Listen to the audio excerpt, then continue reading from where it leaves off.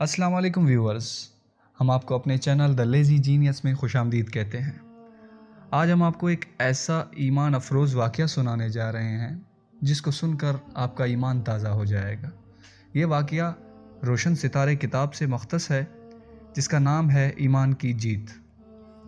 13ویں صدی عیسوی میں منگولیا کے وحشی قبائل کچھ اس زور کے ساتھ مسلمان دنیا پر حملہ آور ہوئے کہ غافل اور آرام طلب مسلمان ان کے صفاقانہ حملوں کی تاب نہ لا سکے اور ہاتھ پیر چھوڑ بیٹھے۔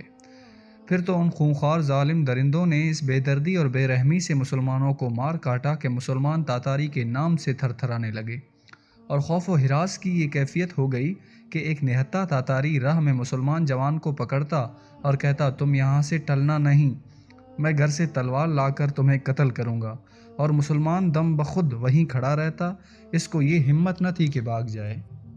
مگر اسی دور کا یہ عجیب و غریب واقعہ بھی تاریخ کی کتابوں میں محفوظ ہے کہ ایک تاتاری شہزادہ تغلق تیمور خان بڑے کروفر سے اپنے پایہ تخت سے 300 میل دور مشرق میں شکار کھیلنے کے لیے پہنچا۔ اتفاق کی بات انہی دنوں بخارا کے خدا رسیدہ بزرگ 800 کی آبادی کے قریب سفر کر رہے تھے۔ شہزادے کا فرمان تھا کہ ساری رایا شکار میں اس کے ساتھ رہے گی، اور اسی فرمان کے مطابق ساری کی ساری آبادی شکار میں اس کے ہمراہ تھی۔ تاتاری شہزادہ بڑے دبدبے کے ساتھ جا رہا تھا کہ اس کی نظر دو بوڑھے آدمیوں پر پڑی جو ایک طرف کو ایک گوشے میں بڑے اطمینان سے آرام کر رہے تھے۔ مغرور شہزادہ غصے میں لال پیلا ہو گیا اور پوری قوت سے گرجا، یہ کون گستاخ ہے جو شاہی فرمان کی نافرمانی کر رہے ہیں؟ ان کو فوراً حضور میں حاضر کیا جائے۔ لشکری فوراً دوڑے گئے اور ان دونوں بزرگوں کو بڑی ذلت کے ساتھ کھینچتے ہوئے شہزادے کے حضور لائے۔ شیخ جمال الدین اور ان کے رفیق سفر اس ناگہانی مصیبت پر پہلے تو کچھ گھبرائے، لیکن جلدی سنبھلے اور بڑے اطمینان سے کھڑے رہے۔ اقتدار کے نشے میں بدمست شہزادہ پھاڑ پھاڑ کر چیخ رہا تھا، ہمارا فرمان ہے کہ ساری رایا شکار میں ہمارے ساتھ رہے گی، اور تم دونوں بے ادب یہاں بیٹھے آرام کر رہے ہو، تمہیں اس گستاخی کی جرت کیسے ہوئی؟ غرور کی گرمی سے شہزادے کا ماتھا تمتما رہا تھا۔ ہم مسافر لوگ ہیں، ہمیں آپ کے فرمان کی کوئی اطلاع نہ ہو سکی تھی۔ شیخ جمال الدین رحمۃ اللہ علیہ نے بڑے سکون اور وقار کے ساتھ جواب دیا۔ عذر معقول تھا۔ شہزادہ خاموش ہو گیا اور بڑے تکبر کے ساتھ خنزیر کے گوشت کا ٹکڑا اپنے شکاری کتے کے سامنے ڈالنے لگا۔ پھر انتہائی حقیرت کے ساتھ شیخ کو گھورتے ہوئے بولا، بتا ایرانی بڈھے، تو اچھا کہ میرا یہ کتا؟ شیخ نے لمحہ بھر توقف کیا اور بڑے نرم لہجے میں فرمایا، اگر میں اپنے رب کے بھیجے ہوئے دین کی پیروی کروں تب تو یقیناً میں ہی اچھا ہوں، لیکن اگر میں اس دین پر نہ چلوں تو یقیناً آپ کا کتا مجھ سے بہتر ہے۔ شیخ نے کچھ اس یقین اور سوچ کے ساتھ جواب دیا کہ شہزادے کے دل کو لگ گیا اور وہ کچھ سوچنے لگا۔ پھر اپنے افسر کو بلا کر حکم دیا کہ ہم جب شکار سے واپس آئیں تو اس بوڑھے کو ہمارے حضور پہنچا دیا جائے۔ شہزادہ جلد ہی شکار سے واپس آ گیا۔ شیخ شہزادے کے خیمہ میں پہنچا دیے گئے۔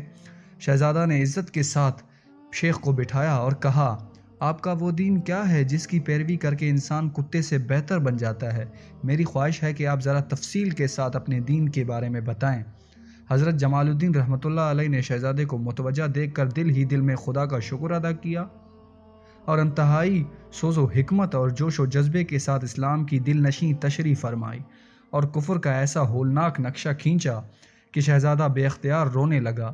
دیر تک روتا رہا، پھر بولا، شیخ صاحب، واقعی یہ دین حق ہے، لیکن اس وقت اپنے اسلام کو ظاہر کرنا مصلحت کے خلاف ہے۔ اسلام کا فائدہ بھی اسی میں ہے کہ جب میں پورے ملک کا بااختیار حکمران بنایا جاؤں اس وقت اپنے اسلام کا اظہار کروں۔ شیخ خوش ہو گئے اور شہزادہ سے وعدہ لے کر واپس آ گئے۔ خدا کا کرنا چند سال بعد شیخ سخت بیمار پڑے۔ جب حالت زیادہ خراب ہوئی تو شیخ رحمۃ اللہ علیہ نے اپنے بیٹے ارشد الدین کو بلا کر تغلق تیمور خان کا سارا واقعہ سنایا اور وصیت کی کہ بیٹے، اب میرے چل چلاؤ کا وقت ہوا ہے، ہو سکتا ہے کہ میں اسی بیماری میں اپنے رب سے جا ملوں۔ تم اس کا خیال رکھنا کہ جب یہ تاتاری شہزادہ تخت پر بیٹھے تو تم جا کر اس کو اس کا وعدہ یاد دلانا۔ اور شیخ چند روز بیمار رہ کر اس دنیا سے رخصت ہو گئے۔ 347 عیسوی میں جب تغلق تیمور خان بڑے کروفر کے ساتھ تخت حکومت پر بیٹھا اور تاتاری سلطنت کا بااختیار خاقان تجویز ہوا تو شیخ ارشد الدین باپ کی وصیت کے مطابق کاشغر پہنچے۔ کاشغر پہنچ تو گئے لیکن اب اس پریشانی میں تھے کہ خاقان کے محل میں کیسے رسائی ہو۔ آخر شیخ کو ایک تدبیر سوجی۔ آپ روزانہ سحر میں خاقانی محل کے قریب پہنچتے اور پورے جوش کے ساتھ اتنی زور سے اذان دیتے کہ وادی گونج جاتی۔ کئی دن ایسا ہی ہوا، لیکن خاقان نے کوئی دھیان نہیں دیا۔ ایک دن جب اس کی نیند بالکل اچاٹ ہو گئی تو اس کو غصہ آیا اور بولا، یہ کون گستاخ ہے جو روزانہ ہماری نیند خراب کرتا ہے؟ فوراً اسے ہمارے حضور میں حاضر کیا جائے۔ غلام فوراً دوڑے پڑے اور شیخ ارشد الدین رحمۃ اللہ علیہ کو پکڑ لائے۔ شیخ بہت خوش ہوئے کہ شہزادے سے ملنے اور اس کو اپنا وعدہ یاد دلانے کا خدا تعالیٰ نے موقع فراہم فرما دیا۔ شہزادے نے شیخ رحمۃ اللہ علیہ پر ایک نظر ڈالی اور بولا، تم کون ہو اور کس لیے روزانہ منہ اندھیرے یہاں آ کر چلانے لگتے ہو؟ میں شیخ جمال الدین رحمۃ اللہ علیہ کا بیٹا ہوں، ان کا انتقال ہو چکا ہے۔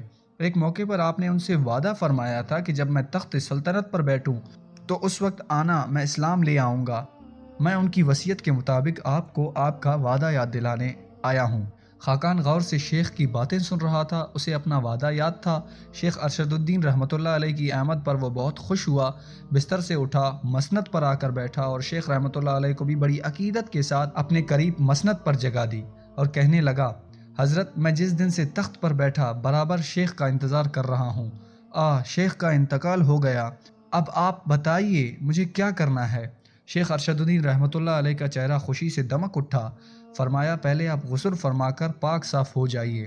تغلق تیمور خان نے فوراً غسل کیا اور جوش و عقیدت میں حضرت کے سامنے آ بیٹھے۔ حضرت نے انہیں کلمہ شہادت اور کلمہ توحید پڑھا کر مسلمان کیا، استقامت کی دعا کی اور تلقین فرمائی کہ اب آپ اپنی سلطنت میں اس دین حق کی دعوت کو عام کریں۔ خاقان نے اپنے امراء اور حکومت کے ذمہ داریوں کو اسلام کی دعوت دی، بہت سے لوگ مسلمان ہو گئے اور ملک میں بڑی تیزی کے ساتھ اسلام پھیلنے لگا۔ ہے عیاں فتنہ تاتار کے افسانے سے، پاسباں مل گئے کعبے کو صنم خانے سے۔ سبحان اللہ۔